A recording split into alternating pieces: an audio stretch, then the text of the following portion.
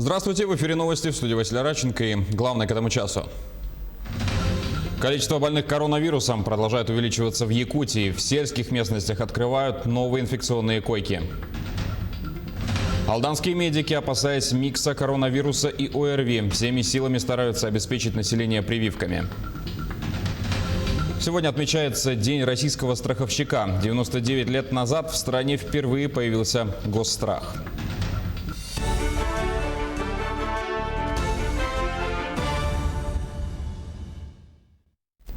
«97 случаев коронавируса зарегистрировали в Якутии за минувшие сутки. Как сообщила вице-премьер региона Ольга Балабкина, 58 из них выявлены в Якутске. В Мегино-Кангаласском 6, в Мирнинском, Нерюнгринском и Усть-Алданском по 4, в Алданском, Амгинском, Верхневилюйском, Вилюйском, Намском районах по 3, в Горном и Жиганском по 2, в Абыйском и Булунском районах по 1 случаю. Столичные случаи чаще связаны с внутрисемейными контактами. Кроме них, большая часть инфицированных приходится на внутрикорпоративные контакты, за что в очередной раз напомнила Балабкина, несет ответственность работодатель. Это касается всех без исключения, как мелких предприятий, так и крупных компаний. Между правительством, работодателями и профсоюзами была достигнута договоренность о том, что работодатели все отвечают и, соответственно, принимают меры по санитарно-эпидемиологическому благополучию в коллективах. Ситуация, которая возникла вчера непосредственно у нас с компанией «Алроса», показывает на то, что это именно та ситуация, при которой компания в полном объеме является социально ответственной, предприняла все меры и выявила и не дала возможности дальнейшего распространения возможной массовой вспышки на предприятии. Именно такой подход, он должен быть у всех работодателей для того, чтобы они применяли превентивные меры. С понедельника в Москве вступили в силу указы мэра Сергея Собянина, согласно которым треть офисных сотрудников должна работать на удаленке. Пожилым людям предписано до 28 октября оставаться дома или же на своих садовых участках. У детей в школах начались двухнедельные каникулы.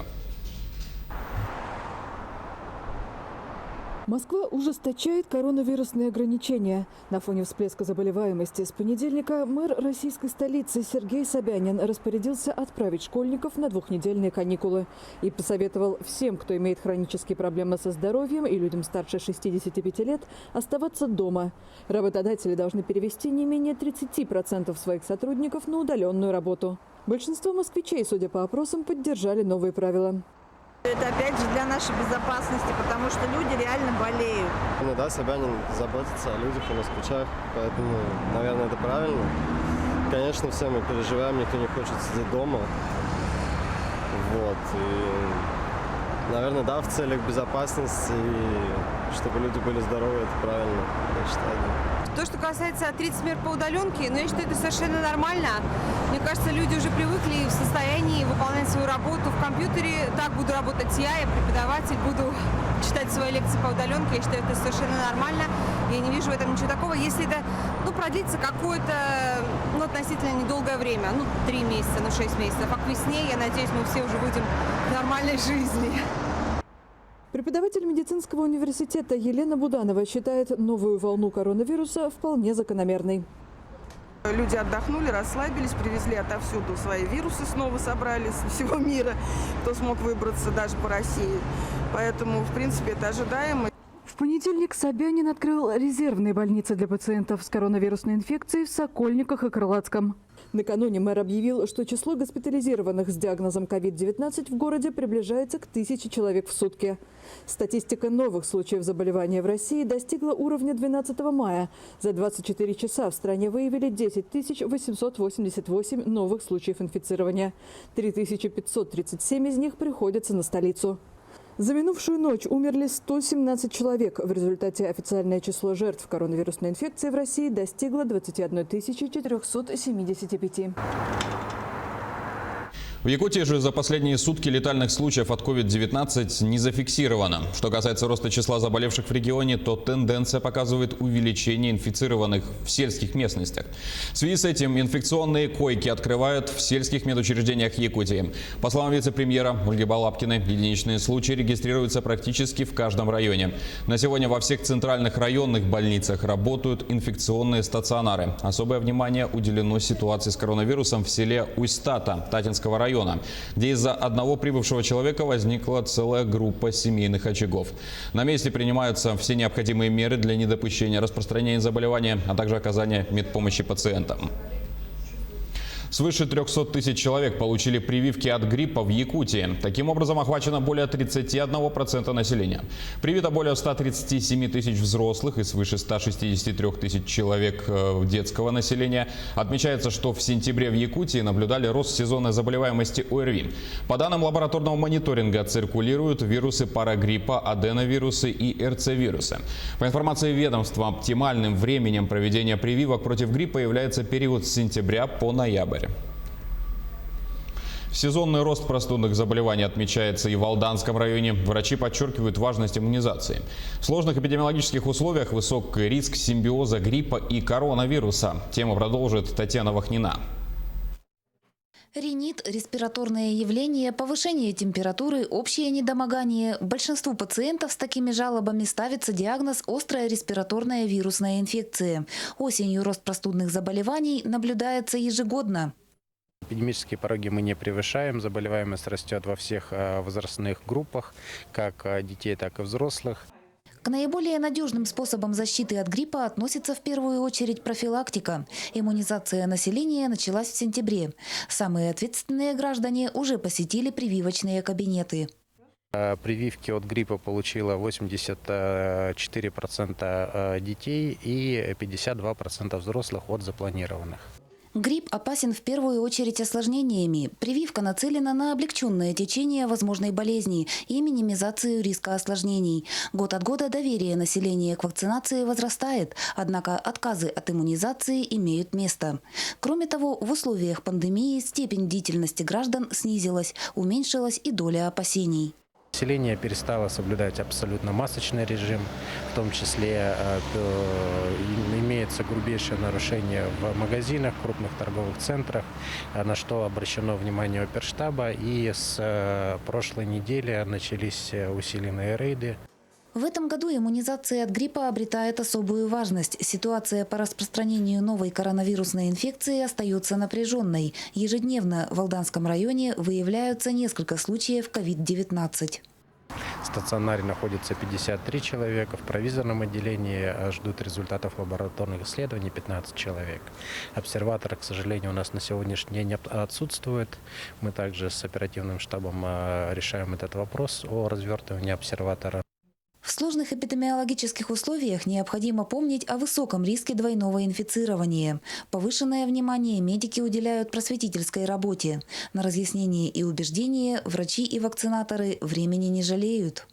Человек может заболеть и 2, и 3 вирусами одновременно, если не имеет к этому иммунитета. Для этого и проводится вакцинация. При вакцинации от гриппа это будет протекать менее тяжело, чем если бы человек заболел одновременно и гриппом, и коронавирусом. Обязательной вакцинации подлежат школьники и воспитанники детских садов, а также категории взрослых граждан, относящихся к группам риска. Это в первую очередь сотрудники медицинских, социальных и образовательных учреждений, работники жилищно-коммунальной сферы, а также специалисты торговых и транспортных компаний. Татьяна Вахнина, Руслан Павлов, Алдан. Сегодня в столице открывают мостовой переход через овраг между 202 и 203 микрорайонами. Средства на строительство объекта выделены по программе поддержки местных инициатив при софинансировании горожан и спонсоров. Это один из проектов благоустройства территорий столицы. На прямой связи Юлия Михайлова. Юлия, ты в эфире.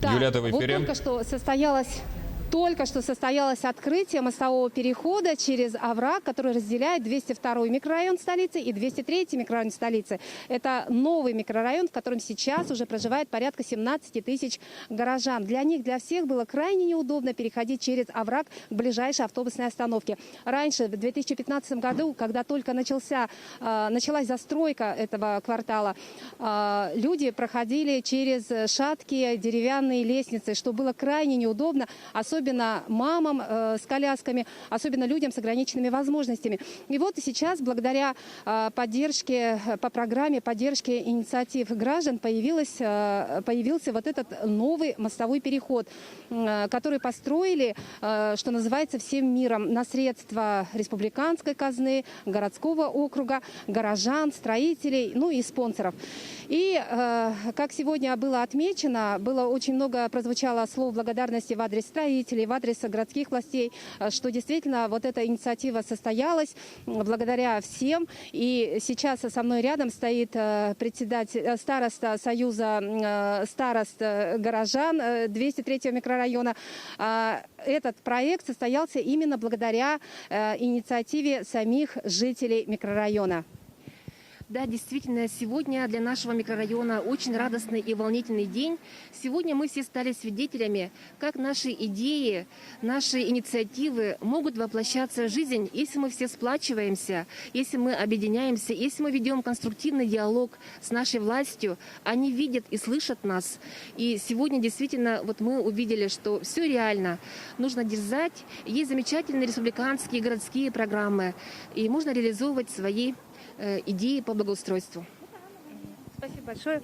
Ну, стоит добавить, что строительство мостового перехода обошлось для горожан как большой подарок довольно недорого, потому что начальная цена за мостовой переход выставлялась за 2 миллиона 800 тысяч, но его построили за чуть больше 1 700 000. Конечно, горожане и 202-го микрорайона, 203-го микрорайона, где живут родственники, и, в общем-то, каждый житель наверняка побывал в 203-м микрорайоне и ощутил на себе все прелести такого удобного, в кавычках, ранее существовавшего перехода. Сейчас это современный, красивый мост, это легкая конструкция металлическая. И, кстати говоря, когда в сети обсуждался уже вот в процессе возведения этого моста его характеристики, скажем так, многие говорили о том, что это неудобно, что он будет скользким во время зимних морозов, но антискольжение, это вот такие, ну, ковровые покрытия, скажем так, они уже присутствуют на этом мосту. Но горожане, многие уже пробежались по этому мосту, прошлись, полюбовались видами. И, кстати сказать, в принципе, вот эта вот конструкция легкая, она вписывается в городской пейзаж. Василий. Открытие мостового перехода на 202 и 203 микрорайонах столицы осветила моя коллега Юлия Михайлова. Юлия, спасибо. Мы двигаемся далее. Сегодня прошла праздничная литургия, посвященная памяти святителя Иннокентия Вениаминова. История развития христианства в Якутии тесно связана с его именем. Он первый заговорил о необходимости увеличения численности якутского духовенства, дал разрешение принимать на службу представителей коренного населения.